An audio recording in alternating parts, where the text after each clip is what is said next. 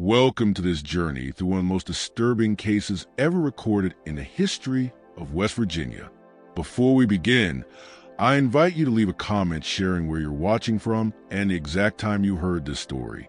We're genuinely curious to know from where and at what hour of day or night these chilling accounts reach you. The year was 1910. The rolling hills of Greenbrier County, West Virginia, lay hidden beneath a soft morning mist, just as they had for countless centuries before. It was an era of rapid transformation for the region. Coal mining operations had expanded dramatically after the completion of the Norfolk and Western Railway in 1883, drawing waves of workers, immigrant from Europe, migrant from the American South, and longtime mountain families, all seeking fortune in the rich black veins beneath the ancient Appalachian slopes. Near the small, isolated settlement of Oregon Cave, tucked deep within a remote hollow far from the main roads, a local resident named Theodore Blackwood made a discovery that would disturb even the most hardened minds of the county. Blackwood, a 52-year-old former railroad worker turned small-scale farmer, had been tracking what he believed to be a mountain lion that had taken one of his goats the night before. The trail led him deep into a thickly wooded area where few ever ventured, nearly 3 miles from the nearest neighbor. But what Blackwood found that autumn morning was not the predator he was hunting. It was something far more sinister, a crude wooden door built directly into the side of the hill, partially hidden by a careful arrangement of boulders and overgrown vegetation. The workmanship suggested it had been there for many years, perhaps decades. Yet, no local resident had ever mentioned such a structure. The door bore no markings, only a simple iron handle worn smooth from use. In his account, later documented in the Greenbrier County Historical Society archives, Blackwood described standing before that door for nearly 10 minutes, frozen in hesitation. Something about the place felt wrong, he wrote. The birds went silent. Even the wind seemed to hold its breath. I reckon whatever lay beyond that door wasn't meant to be found. Eventually, Blackwood's curiosity overpowered his fear. Using the butt of his hunting rifle, he struck and broke the rusted padlock that sealed the entrance. The hinges let out an agonizing screech that echoed through the hollow. Then came the stench, a wave of rot dampness, and something else he couldn't quite name. The opening revealed a narrow passage carved directly into the hillside, reinforced with roughly hewn timber supports that seemed to have been salvaged from an old mining operation. Blackwood later recalled counting 27 steps leading down into the earth, each one taking him further away from the familiar world above. At the bottom of the stairs, the passage widened into what could only be described as a shelter, a series of interconnected chambers hollowed out from the region's limestone bedrock. The first room measured approximately 15 by 20 feet, with a ceiling just high enough for an average man to stand upright. Blackwood, standing 6'3", had to stoop. The walls were lined with shelves that once held preserved foods in glass jars, their contents now long since decayed into unrecognizable mush. Rusted tools hung from pegs, shovels, pickaxes, hammers, alongside what appeared to be old mining equipment. A wooden table stood at the center of the room, its surface cluttered with yellowed papers covered in strange, indecipherable notations and diagrams. But it was the second chamber that revealed the true horror. Blackwood described stepping into a larger, roughly circular room about 25 feet across. The walls here had been more carefully finished, almost smooth, and were covered in crude drawings made with coal and red ochre. The images depicted human figures engaged in what Blackwood called unwholesome activities, ritual gatherings around strange symbols, figures bowing before twisted, misshapen entities, and scenes of transformation that defied all rational explanation. At the center of the chamber stood a stone platform, approximately 3 feet high and 6 feet across. Carved channels ran across its surface, all converging into a central depression. The dark stains at the skull of the stone told a story that Blackwood, even in his written report, hesitated to describe. What I saw there, he wrote, was evidence of practices no God-fearing man should ever witness. There were traces of ceremonies that would sicken even the most hardened soul. The stain spoke of offerings made, The tools and objects arranged around the platform hinted at purposes I dare not commit to paper. The third chamber appeared to serve as living quarters. 6 crude beds lined the walls, each with a small wooden trunk at its foot. The contents of those trunks provided the first clues about who might have built this underground refuge. Faded photographs, personal effects, and journals written in a mixture of English and what appeared to be German, or perhaps another European language. One journal, partially legible despite heavy water damage, contained entries dating back to 1887. The writer, who signed only as Jam, described fleeing from persecution in Pennsylvania after certain practices were discovered. Jam and 5 companions had apparently sought refuge in these isolated hills, where they could continue their work undisturbed. The nature of that work became clearer in later entries. References to the union of above and below, vessels for crossing, and preparing the way for those who wait beyond hinted at a belief system centered around communicating with or summoning entities believed to exist in another realm. The final dated entry from April 1908 spoke of a breakthrough in plans for a grand culmination that would occur when the stars align in the coming year. What happened to the inhabitants of this strange underground sanctuary? That question has puzzled researchers ever since. No human remains were ever found inside, nor any sign of struggle or sudden flight. The preserved food, clothing, and belongings suggested the occupants had every intention of returning. Yet, according to all surviving records, no one was ever seen entering or leaving that shelter after early 1909. The discovery quickly drew the attention of local authorities. Sheriff William Matterson arrived with 3 deputies the following day, expecting to find evidence of moonshining operations, or perhaps a hideout used by outlaws. What they uncovered, however, prompted Sheriff Matterson to immediately contact state officials, who in turn brought in specialists from Washington, D.C. Among them was Dr. Alexander Winthrop, an anthropologist from Georgetown University, assigned to examine the site. In his preliminary report, Winthrop wrote, "The shelter appears to have been the headquarters of a cult or secret society, whose beliefs combine elements of European occult traditions and possibly fragments of local Appalachian folklore. The iconography suggests a syncretic system, merging aspects of alchemy, hermeticism, and what may be corrupted interpretations of Native American spiritual practices." Winthrop's full report, which extended over 70 pages, was never made public. Only scattered fragments survive, brief excerpts preserved in private letters and passing mentions in later academic works.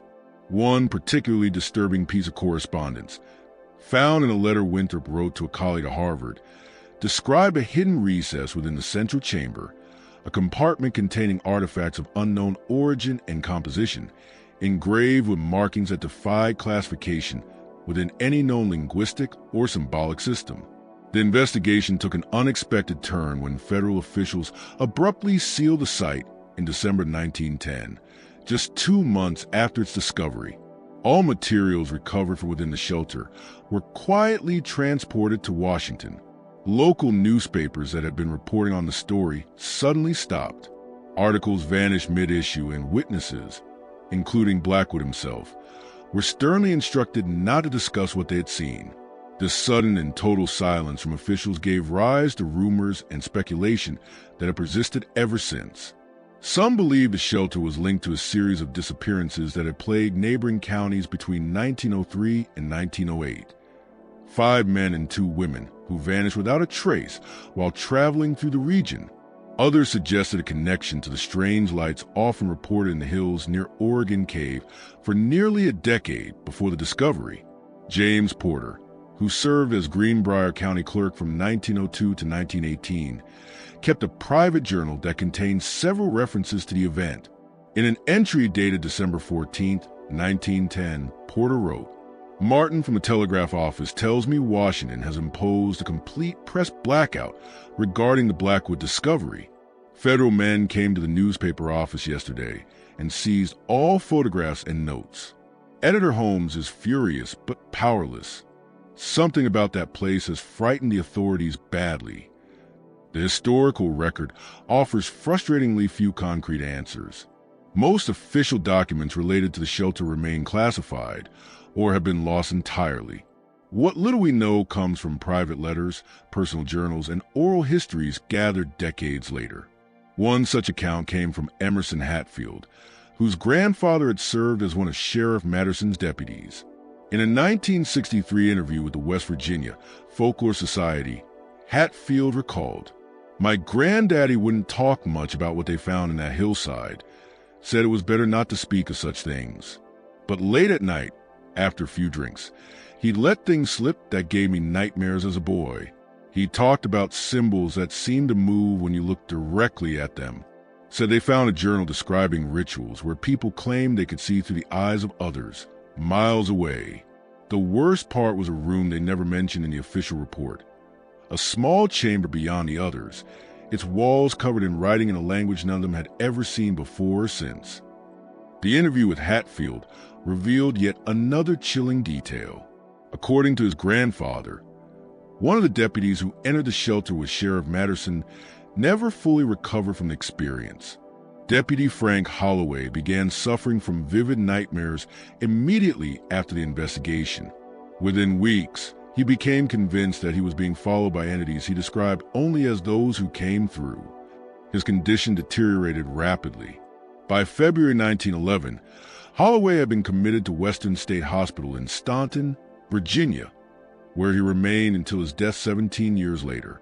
Decades later, in the 1970s, Professor Margaret Simmons, a historian researching the case, uncovered correspondence between Dr. Winthrop and a colleague at Miskatonic University that shed additional light on the shelter's possible nature and purpose.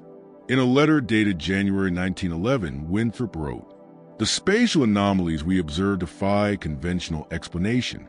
Measurements taken inside and outside the structure do not align. The interior dimensions exceed what is physically possible given the external boundaries.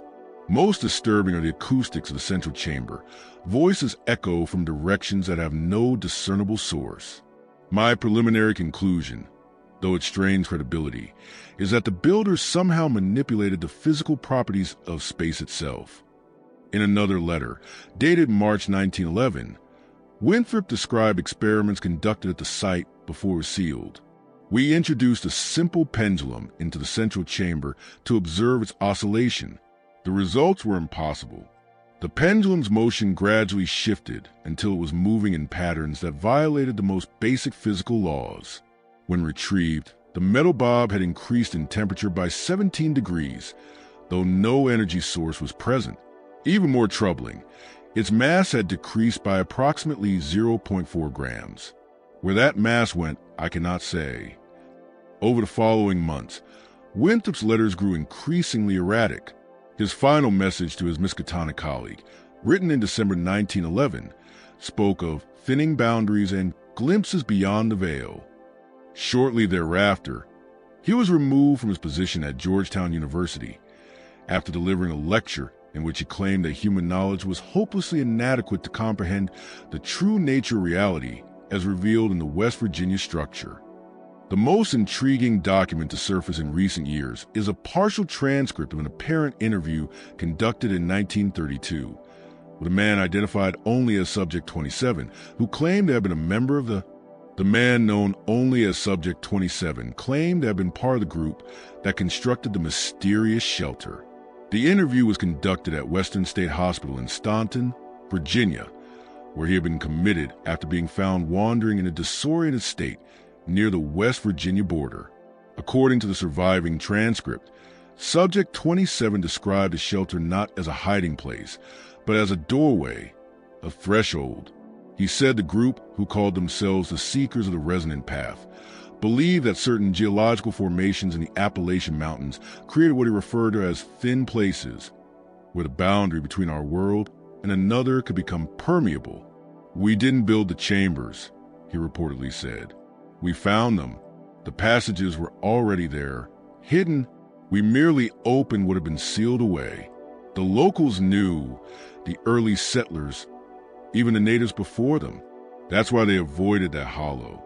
They could feel it, even if they didn't understand it. The wrongness, the thinness. We were drawn to it.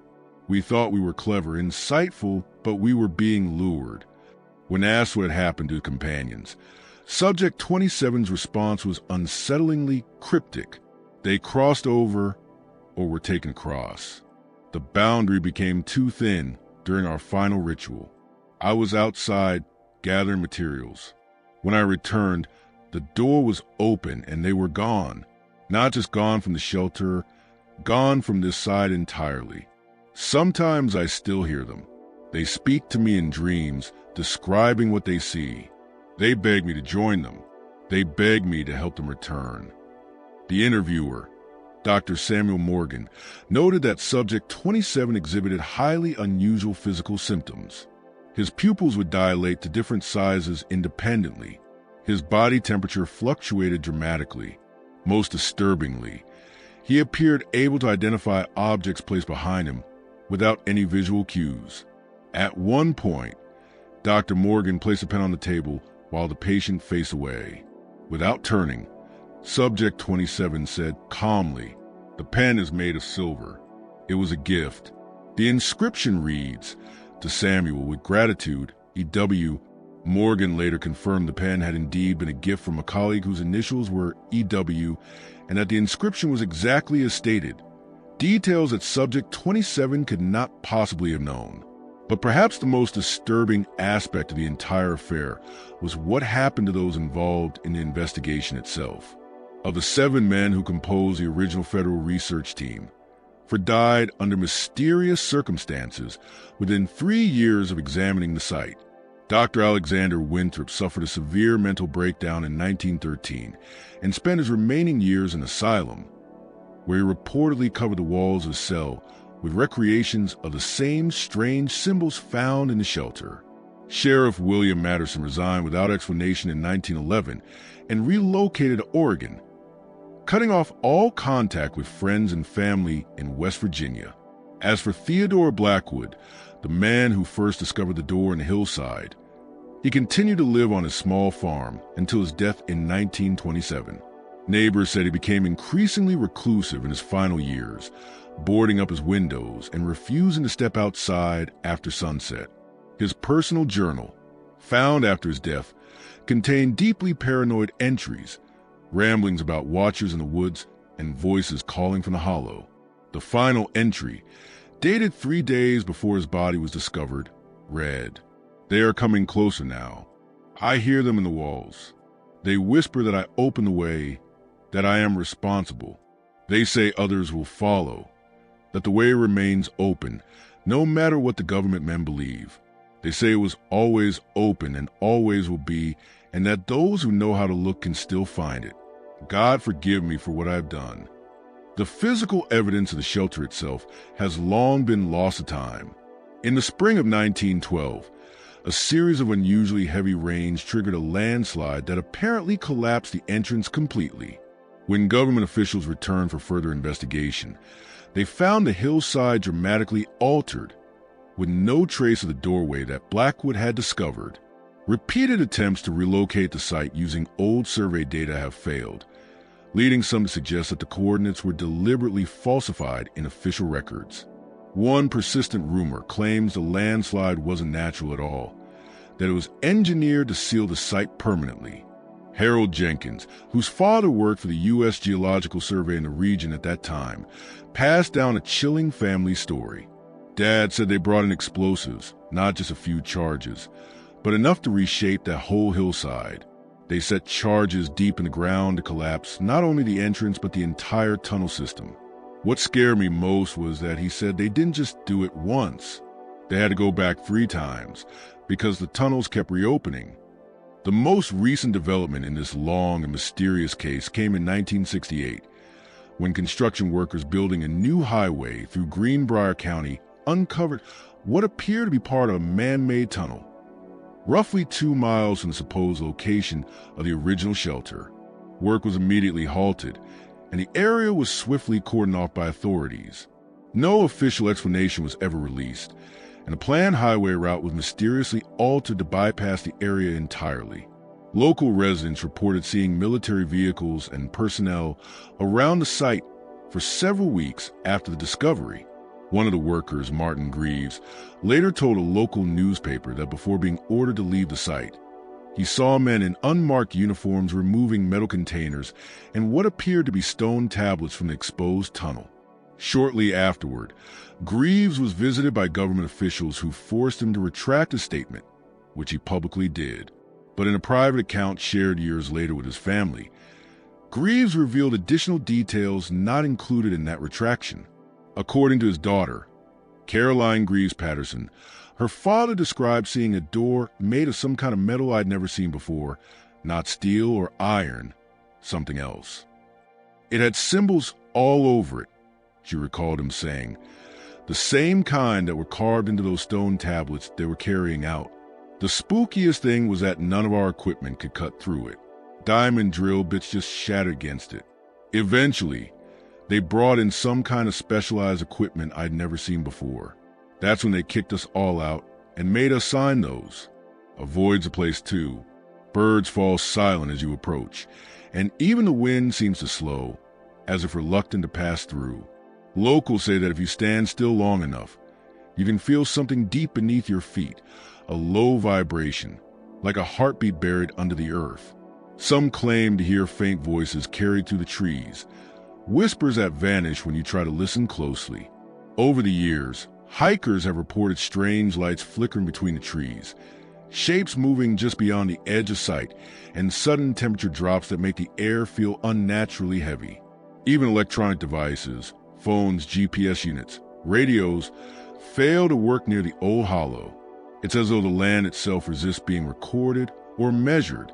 To many, the story of the macabre shelter is nothing more than local legend, a tale to frighten outsiders and entertain campfire gatherings.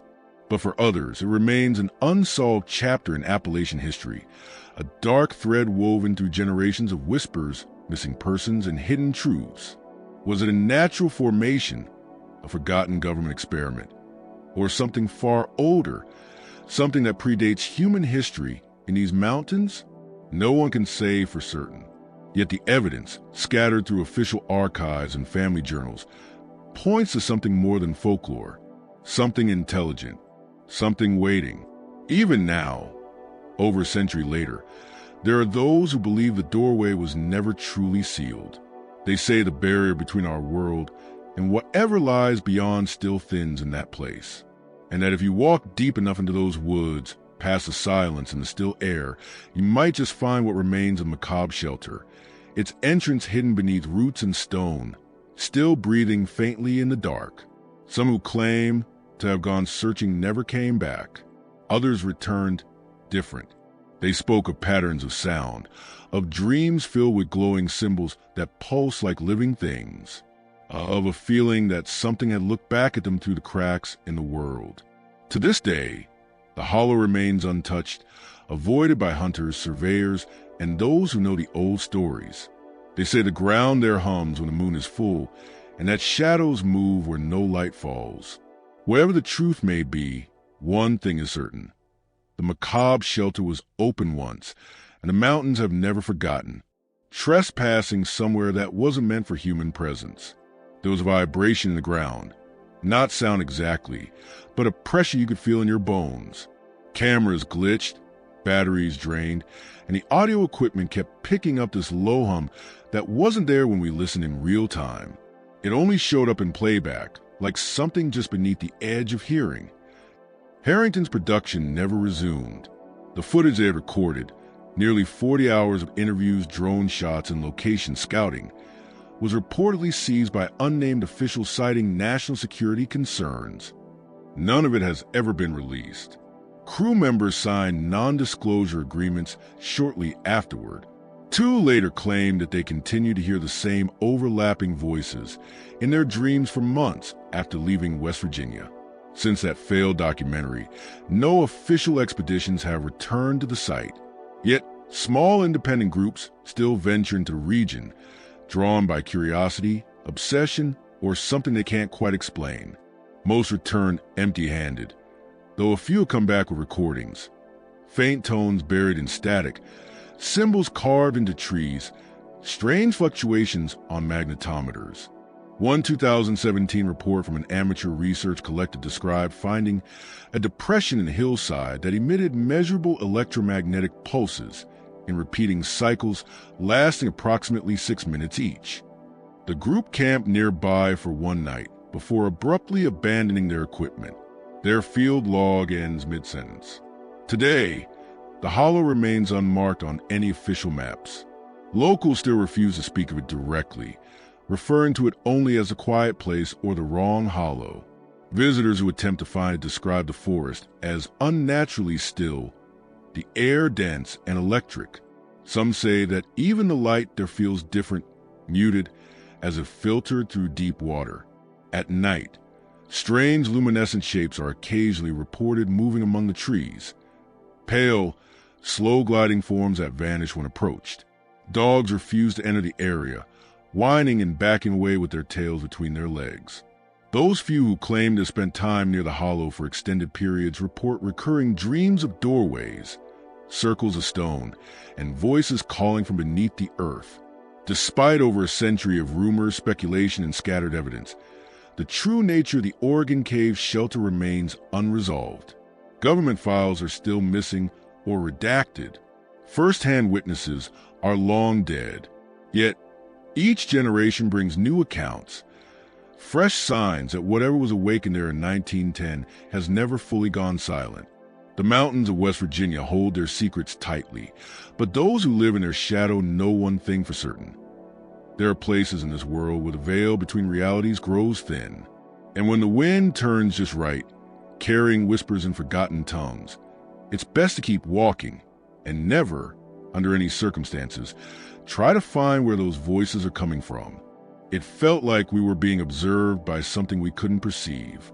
The rational part of my mind insists it was just some kind of environmental contaminant or a shared psychological episode. But another part of me, a deeper, more primal part, knows that isn't true. Something is still there, still active, still waiting.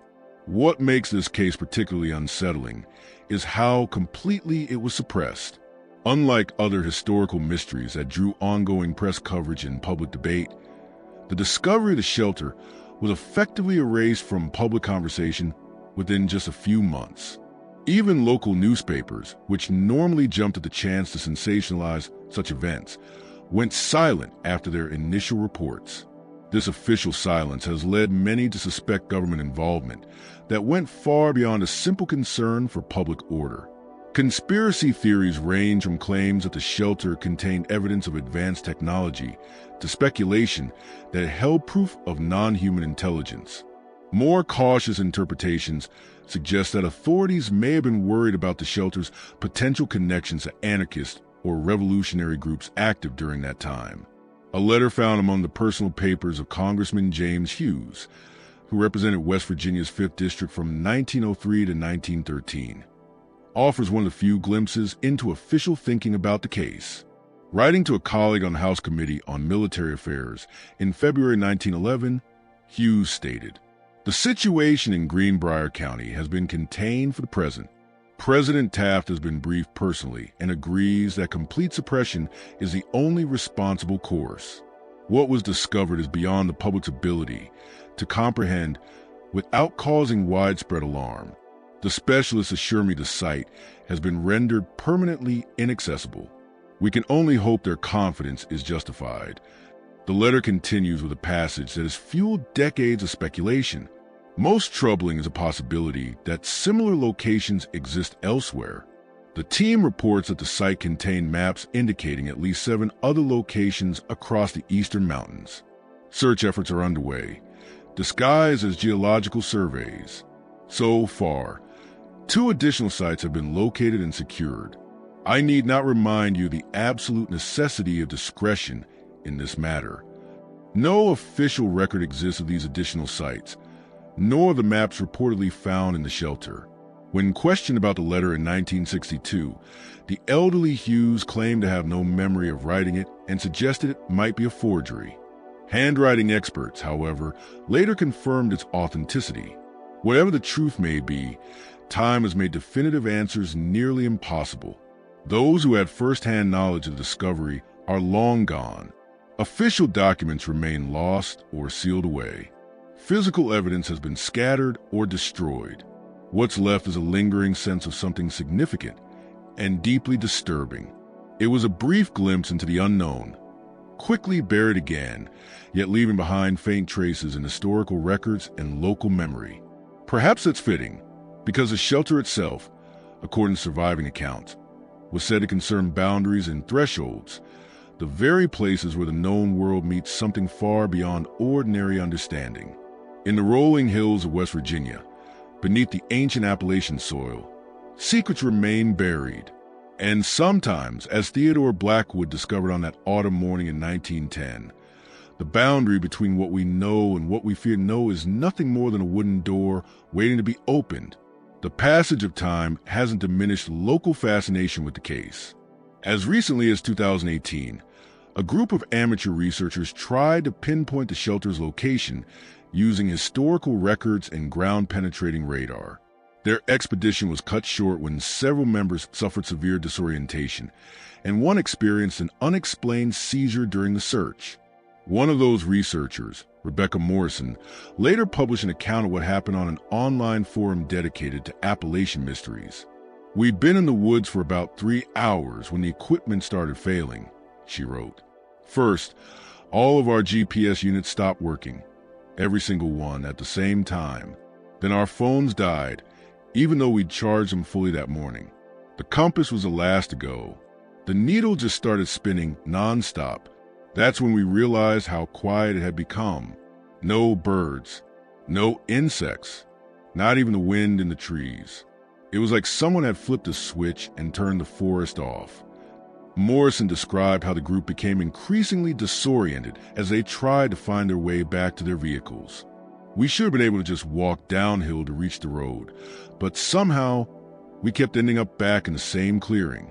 The trees looked the same in every direction. Even the sun seemed to be in the wrong place. When Jason collapsed and started convulsing, we dropped everything and ran. I don't remember how we got out. One moment we were lost, and the next we were stumbling onto the road, nearly a mile from where we'd parked." Following the incident, local authorities issued a public statement discouraging amateur investigations in the area, citing hazardous terrain and the danger of abandoned mine shafts. No mention was made of the group's strange experiences. For those drawn to the supernatural, the shelter remains proof of forces beyond human understanding, still lurking in the Appalachian hollows. For skeptics, it stands as a perfect example of how limited information and official secrecy can transform an unusual but explainable event into enduring myth. Perhaps the most balanced perspective comes from historian Dr. Rebecca Harkins, who has studied the history of Greenbrier County extensively. In a 2010 interview marking the centennial of the discovery, she observed, "What makes this case so endlessly fascinating isn't just what was found. It's how quickly and completely it was buried. Whether the shelter housed dangerous revolutionaries, religious extremists, or something else entirely, the authorities clearly believed the public was better off not knowing the full story. That decision allowed speculation to thrive for over a century. The truth, whatever it was, now lies buried under layers of rumor, folklore, and deliberate obfuscation. In that sense, the shelter remains sealed, not by stone or soil, but by time itself. Not sealed by earth and stone, but by time and silence." Dr. Harkins also noted an intriguing pattern in how the story has been preserved and passed down. Almost every family in the region carries their own version of the shelter story, told through generations. Yet these versions often contradict one another on key details: the precise location, what was found inside, who was involved. The only consistent elements are the discovery itself and the subsequent government intervention. It's as though the story has been deliberately fragmented, with each family holding just one piece of a much larger puzzle. This pattern extends beyond oral traditions. Documents connected to the case frequently contain inconsistencies or conspicuous gaps. Photographs rumored to exist of the shelter's interior have never surfaced. The few surviving sketches vary dramatically in their depiction of the layout and the contents of the chambers. As with many historical mysteries, the passage of time hasn't brought clarity. It's only deepened the shadow surrounding the case. Each generation has reinterpreted the limited evidence through the lens of its own fears and obsessions. During the Cold War, some believe the shelter was evidence of foreign infiltration. In the 1970s, environmental activists suggested it was a site for secret government testing of chemical agents in remote areas. By the 1980s and 1990s, amid the rise of New Age spirituality, the shelter's inhabitants were reimagined not as dark occultists, but as seekers of higher consciousness. Yet, through all these shifting interpretations, one image remains constant: a hidden door in a hillside, leading down into darkness, where something waited that defied all explanation. In recent years, fascination with the case has surged once again, fueled by the internet's power to connect researchers and enthusiasts across the world. Online communities dedicated to the shelter mystery now have thousands of members, trading documents, analyzing historical records, and even organizing expeditions to the region. One of these groups, the Blackwood Door, maintains an extensive digital archive of materials related to the case, including unpublished photographs, letters, and oral history recordings. The site's administrator, who goes by the username Resonant Seeker, claims to be a direct descendant of one of the shelter's original inhabitants. In a rare public statement, Resonant Seeker wrote, "For generations, my family has guarded the truth about what happened in 1910. The story found in official records barely scratches the surface. What Theodore Blackwood discovered was not merely a physical shelter, it was a nexus point, a place where the membrane between realities had grown dangerously thin." According to Resonant Seeker, the group that once occupied the site wasn't trying to hide from society, but to forge a connection with something they believed existed alongside our world, separated only by a fragile barrier that could be crossed under the right conditions. They succeeded beyond their expectations, the statement continued, and were utterly unprepared for consequences. What crossed over when they opened the way wasn't what they expected. It used them, changed them, and ultimately took them somewhere else. But the door, once opened, could never be fully closed. The government understood this. That's why their response was so drastic. They weren't just hiding evidence of a cult or covering up disappearances. They were trying to seal a breach in reality itself. While such dramatic claims can't be verified, they reveal just how deeply this story continues to grip the imagination, blending documented historical events with supernatural possibility in a way that refuses to be dismissed. In 2019, a team from West Virginia University's Department of Geology conducted a comprehensive geological survey of the Oregon Cave region using advanced ground-penetrating radar and magnetometry. Officially, the study aimed to map subsurface limestone formations for water resource research. But rumors quickly spread that the true goal was to finally locate the remains of the mysterious shelter. The team's published findings made no mention of artificial structures or anomalies. However, shortly after the project's completion, lead researcher Dr. Marcus Jenkins abruptly resigned from his position and has refused all interview requests since. A graduate student who worked on the study later claimed anonymously that certain data had been deliberately omitted from the final report, at the request of external partners who had partially funded the research. Then, in 2020, a series of unexplained events reignited interest in the shelter legend. Residents of several Greenbrier County communities reported strange sounds echoing through the forest, described variously as low humming, rhythmic tapping, or distant human voices. Electronic devices began malfunctioning for no apparent reason. Others reported vivid, recurring dreams filled with symbols eerily similar to those supposedly found in the shelter. Most striking of all were 3 separate reports from hikers in different parts of the region. Each claimed to have encountered what they described as a wooden door set into a hillside, only to be unable to find it again once they returned with others. Each encounter occurred under unusual atmospheric conditions, one during a rare, dense fog, another during a solar eclipse, and a third during an intense geomagnetic storm triggered by solar flare activity.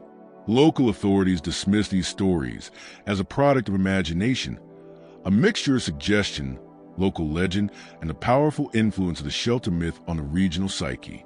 Professional skeptics argue that legend tripping often generates seemingly supernatural experiences, especially in places steeped in folklore. Yet, despite the explanations, the reports keep coming. Every few months, someone new claims to have glimpsed the door, always briefly, always vanishing when sought again.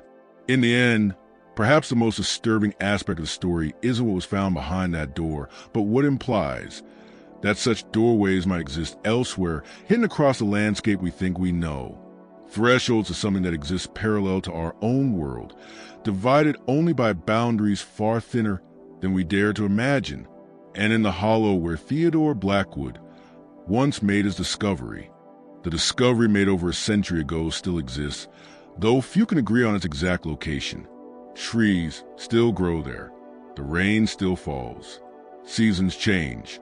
To a casual observer, it appears no different from countless other secluded valleys hidden deep within the ancient Appalachian hills. But those who know the story might notice how the birds fall silent as you approach a certain point. They might feel a faint resistance in the air, as if the place itself were holding its breath. And they might begin to wonder, as they stand on ground that somehow feels wrong beneath their feet, just how secure the boundaries really are between the world we know and the spaces that lie beyond our understanding. Because in the end, the macabre shelter discovered in 1910 isn't just a historical curiosity or a local legend. It's a reminder how thin the veneer of our comprehension truly is, how close we might be at any given moment to opening a door that can never be closed again. The most recent chapter in this ongoing mystery began in April 2022, when a severe storm system swept through Greenbrier County, bringing widespread flooding and several landslides. In the aftermath, county maintenance workers clearing a blocked rural road near Oregon Cave discovered what appeared to be a man-made tunnel exposed by a collapsed embankment. According to their initial reports, the tunnel entrance measured roughly 4 feet high and 3 feet wide, lined with fitted stone blocks of an unusual composition. Workers described the stone as glossy black, almost like polished obsidian, and noted that it remained cool to the touch even under direct sunlight. Most strangely, they observed that water from the recent rain seemed to avoid the exposed tunnel entirely, flowing around it rather than into it, in apparent defiance of gravity. County officials cordoned off the area pending investigation by structural engineers, citing safety concerns about further collapses. Within hours, however, witnesses reported the arrival of unmarked vehicles and personnel in hazmat suits. Access to the road was restricted for 11 days, with official statements claiming concerns over environmental contamination from a previously unknown chemical dump site.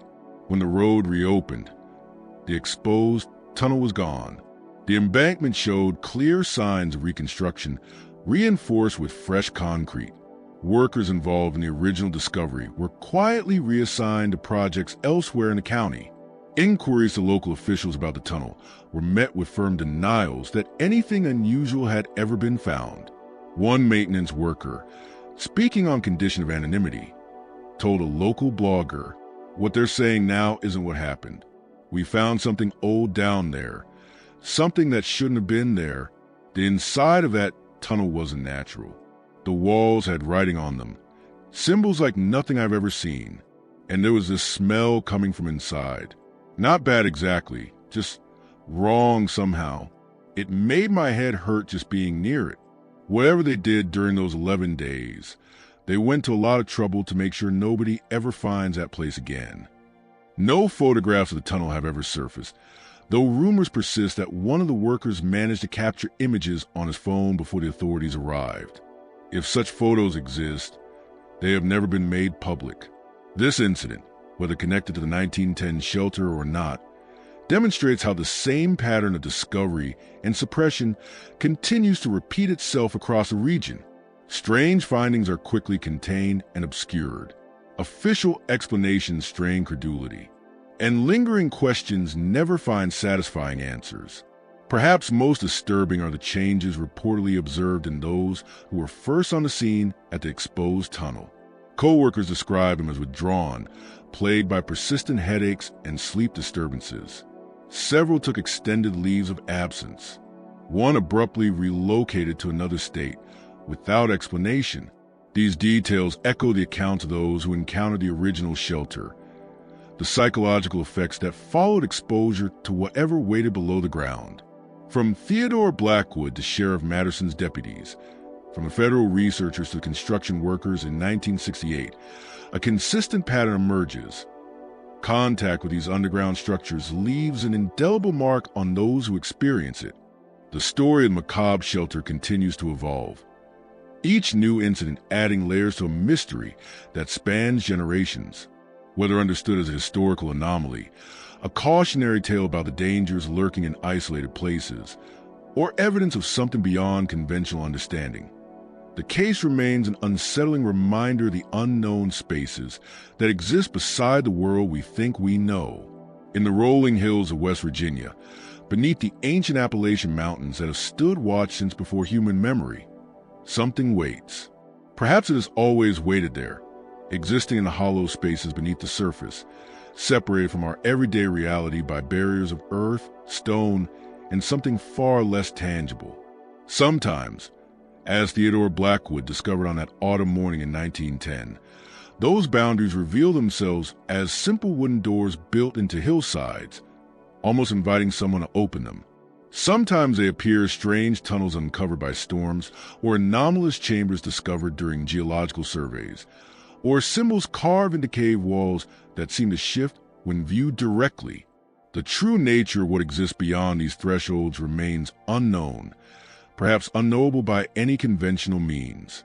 But the persistent reports across the decades suggest that whatever it is, it remains active, patient, and, perhaps most disturbingly, interested in those who happen upon its points of access. For those who have studied the case most deeply, the most troubling question is not what Theodore Blackwood found when he opened that door in 1910, but what might have found him, and through him, found its way into our world. The macabre shelter, in this light, was never truly sealed despite the government's efforts.